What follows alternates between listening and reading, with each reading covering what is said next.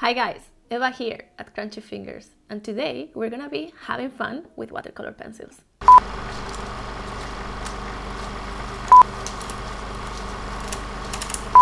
Thank you so much for watching. So yeah, as the intro said, today we're going to be having fun with watercolor pencils.